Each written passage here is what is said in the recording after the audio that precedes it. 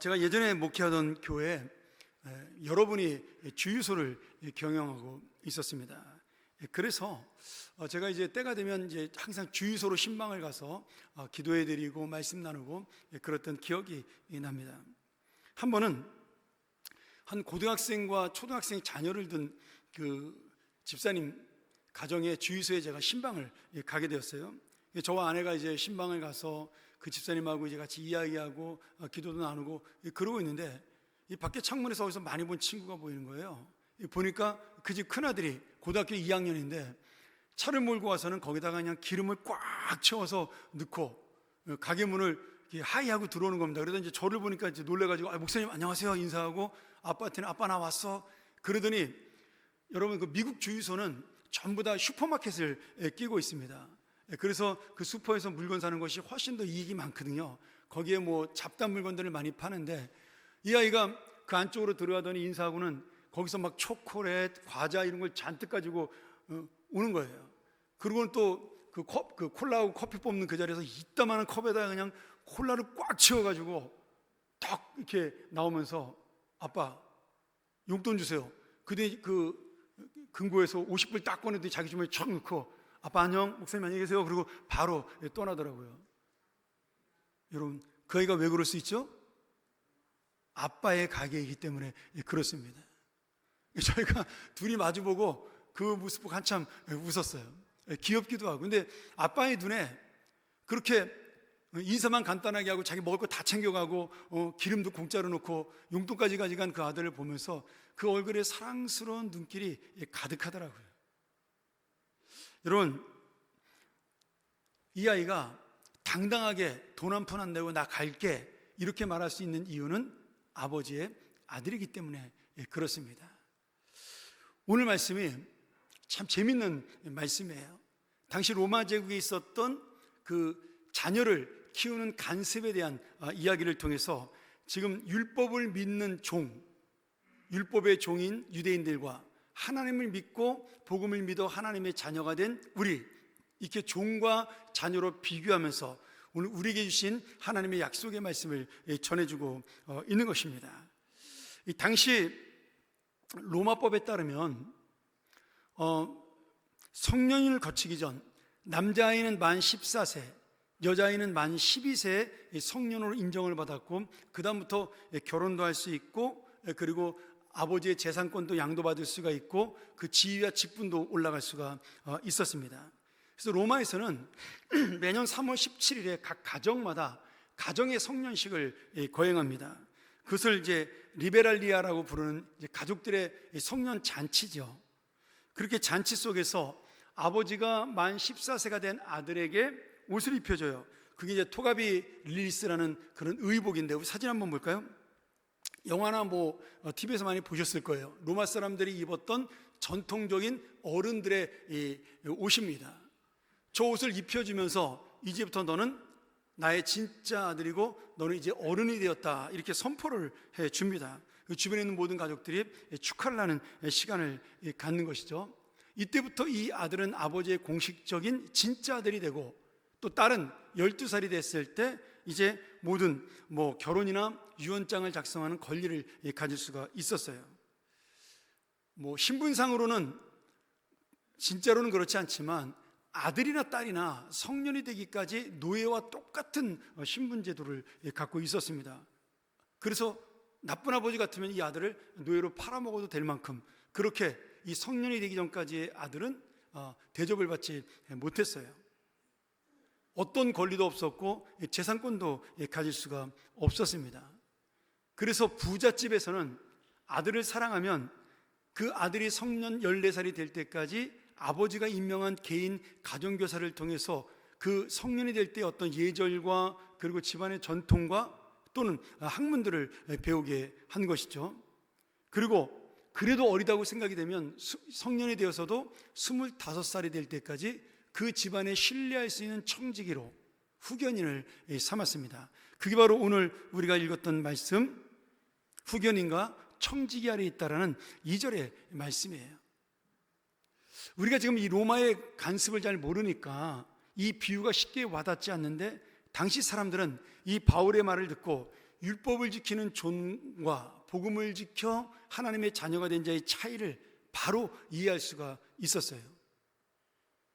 오늘 우리도 이 말씀을 통해서 우리는 종이 아니라 이제 하나님의 자녀구나, 그런 사실을 다시 한번 깨달으면서 우리의 아버지 되신 그 하나님의 놀라운 은혜를 함께 나누는 귀한 시간이 되기를 소원합니다. 첫 번째로, 우리는 더 이상 율법과 죄의 종이 아닙니다. 여기 4장 3절에 이 어렸을 때 또는 율법을 믿었을 때 우리가 이 세상의 초등학문에 있다, 이렇게 표현하고 있어요.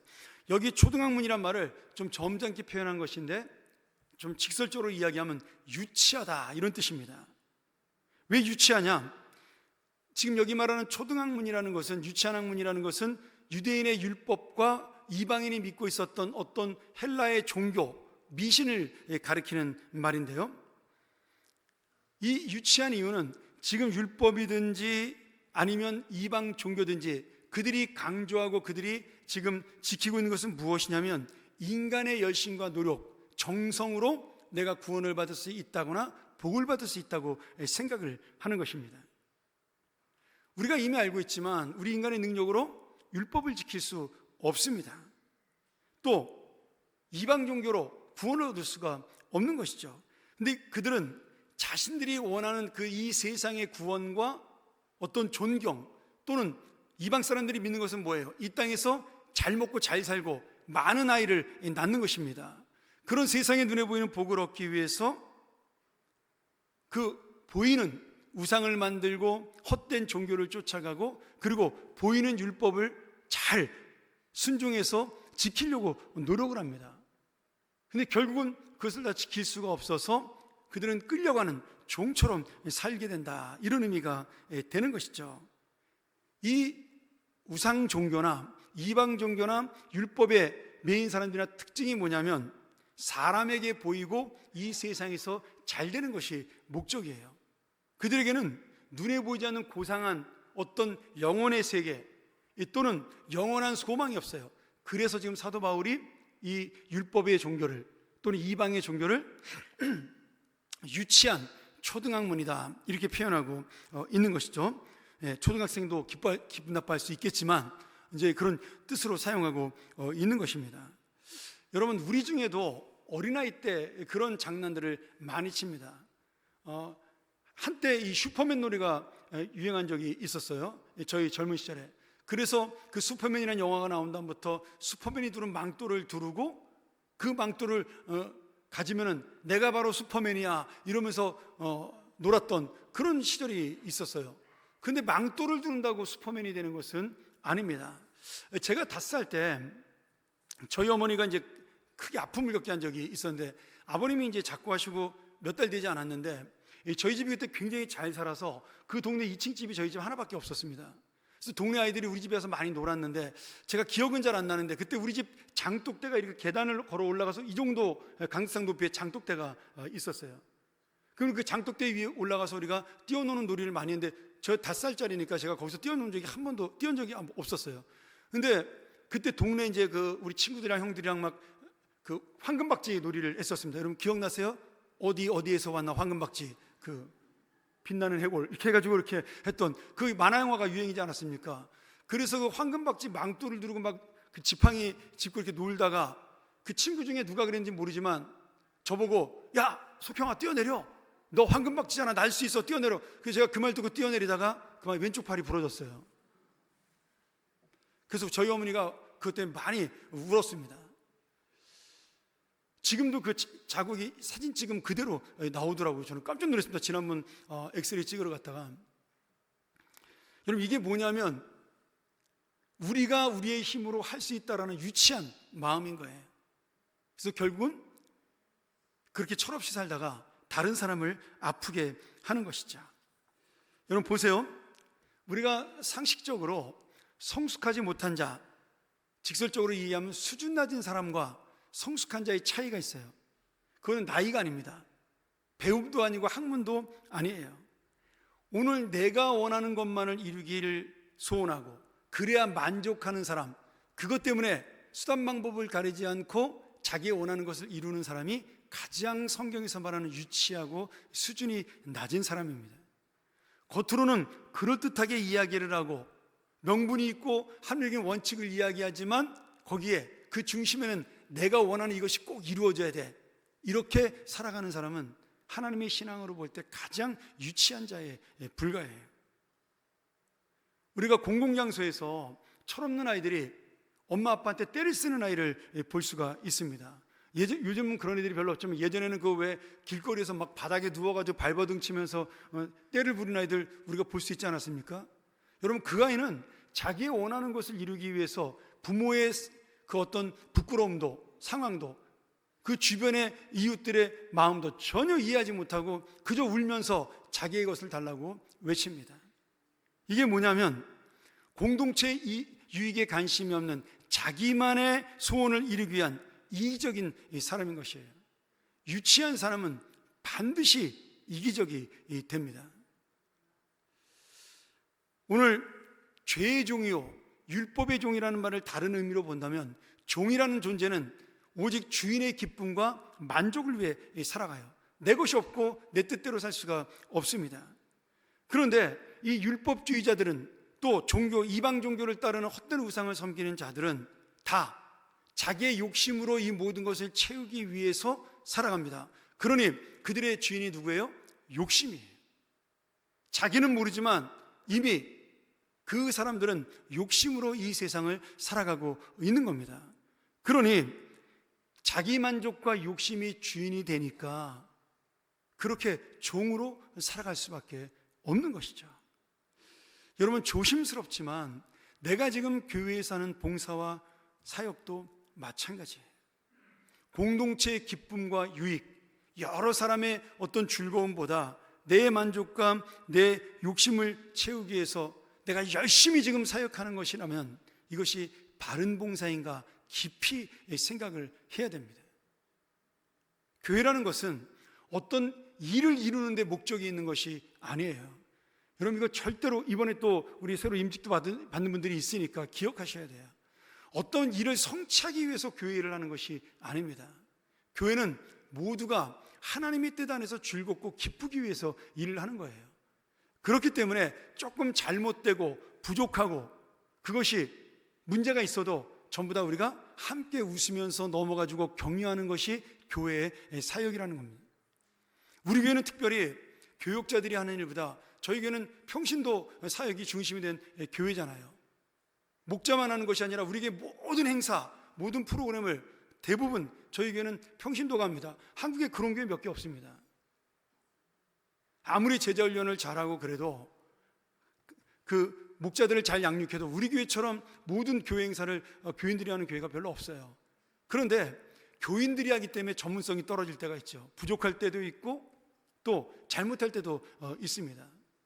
근데 제가 단 한 번도 그것을 가지고 왜 그렇게 했냐든지 아니 좀 잘하지 그랬어라든지 제가 요 비슷한 말도 꺼내본 적이 없어요. 항상 수고했다, 잘했다, 고맙다, 감사하다, 애썼다 이렇게 칭찬했어요. 왜 그럴까요? 교회는 그 사람들의 영혼을 살리고 세우기 위해 있는 것이지 일을 잘하려고 있는 것이 아니에요. 물론 일을 잘하면 기분은 좋겠죠. 그건 내 기분만 좋은 것입니다. 그래서 우리가 이 교회의 특징, 아들은 잘못해도 부모가 야단은 쳐도 사랑은 버리지 않습니다. 꼭 기억하셔야 돼요. 그래서 예수님의 죽음도 바로 그런 것이죠. 이 공동체를 위해서, 인류를 위해서 당신의 몸을 주신 거예요. 당신의 만족과 기쁨이 아니라 우리의 기쁨과 우리의 만족을 위해서, 우리의 영원한 생명을 위해서 그 몸을 주신 겁니다. 그렇기 때문에 우리는 이제 죄의 종에서 벗어나 예수님처럼 하나님의 자녀가 되는 은혜를 만나게 된 것입니다. 오늘 여러분 다시 한번 우리가 이렇게 예수 그리스도의 은혜로 더 이상 욕심이나 율법이나 세상의 종이 아니라 아빠, 아버지라 부를 수 있는 하나님의 자녀가 된 것을 감사하며 하나님의 자녀답게 존귀하고 거룩하게 살아가는 우리 모든 주님의 자녀가 되기를 간절히 축원합니다. 두 번째로 우리는 이제 하나님을 아빠, 아버지라 부를 수 있는 이 자녀가 되었습니다. 우리가 읽었던 4장 6절과 7절에 보면 이 말씀이 나와요. 하나님이 너희가 아들임으로, 이제 우리가 아들이 되어서 하나님이 그 아들의 영 성령을 우리 가운데 보내주셨다, 이렇게 말씀하시고, 그 성령이 보내신 증거가 뭐냐? 내가 하나님을 아빠, 아버지라 부르게 되었다라고 그렇게 말씀합니다. 그리고 또 하나, 이제 아들이 되었으니, 종이 아니라 아들이 되었으니, 아들이면 하나님의 상속을 받는, 지금 기업의 상속자가 될 것이라고 약속해주고 있는 거예요. 여기 아빠, 아버지의 아빠는 아람어고 히브리어예요. 아바, 이런 뜻입니다. 우리나라 말로 아빠인데 거기도 똑같이 아바라고 불렀어요. 이스라엘도. 뒤에 나오는 아버지는 헬라어예요. 파르테라는 헬라어입니다. 아버지. 근데 왜 사도 바울이 굳이 헬라어인 파르테라는 단어인 아버지를 놔두고 이 아빠, 아바라는 단어를 여기다 붙였을까요? 이스라엘 사람들은 그 당시에 이 말하는 용어로 아람어를 사용을 했습니다. 아람어가 히브리어랑 비슷하지만 그게 공용어였어요. 예수님도 아람어로 설교를 하신 거죠. 그래서 이 아빠로 번역된 아바, 아람어는 지금 이스라엘 사람들이 평상시에 가족끼리 쓰는 단어인 거예요. 여기는 무슨 의미가 있을까요? 가장 친밀하다라는 의미가 담겨져 있는 겁니다. 단순히 내가 우리 하나님을 아빠라고 부르게 되었어, 아버지라고 부르게 되었어, 그걸 넘어서 너는 내가 가장 사랑하는, 나하고 가장 친한 내 아들이야. 자신의 자녀만큼 친한 사람은 없는 것이죠. 부부 빼고 자녀가 최고 아니겠어요? 그러니까 지금 이 아빠라는 단어를 일부러 붙인 것은 하나님과 우리 사이에 벽이 없는 친밀한 관계라는 사실을 강조하기 위해서 그런 것입니다. 그러니 여러분, 우리가 이 아빠라고 부르는 하나님의 은혜는 단순히 아버지, 아빠 이렇게 부르는 것으로 끝나지 않고 그 친밀함 속에 내가 하나님의 자녀로서의 권세와 영광과 존귀함을 누리게 된 것이에요. 하나님의 영광과 하나님의 권위와 하나님의 그 존귀함이 우리에게도 같이 있게 된 것입니다. 그리고 이제 너는 내 아들이야, 내 딸이야, 그 말을 통해서 하나님께서 우리와 함께 하시고 내 인생을 책임져 주겠다라는 약속이 그 속에 담겨져 있는 것이죠. 이 아빠라는 의미는 어린아이가 쓰는 말이니까 실제로 그 어린아이를 책임지는 것은 부모라는 의미를 이 속에 담고 있는 것입니다. 여러분, 내가 힘들고 어려울 때 그 누구도 의지할 수 없고 말할 수 없는 고통으로, 어떤 때는 눈물조차 나오지 않는 그런 힘든 가운데도 오늘 우리의 아빠, 아버지신 하나님만은 손을 벌려 나를 안아주시고 함께 주십니다. 오늘 이런 아빠가 바로 우리 하나님을 믿고 살아가는 여러분 되기를 축원합니다. 제가 어렸을 때 저한테 지금은 이제 아련한 추억이지만 아픈 상처가 몇 가지가 있습니다. 제가 이제 초등학교 때 친구들하고 동네에서 딱지치기를 하거나 구슬치기를 하거나 딱 요 정도 날씨 때예요. 그러면 가을에 저녁에 어스름해져서 한 6시쯤 되면 동네에 이제 아이들의 부모님들이 퇴근을 하셔요. 그 동네 그 입구에서 그 아빠들이 퇴근하면서 자기 아들들의 이름을 부릅니다. 야, 성수야, 놀고 있구나, 집에 가자, 이제 저녁 먹어야지. 그러면서 아이들의 이름을 부르면서 오셔요. 퇴근을 하셔요.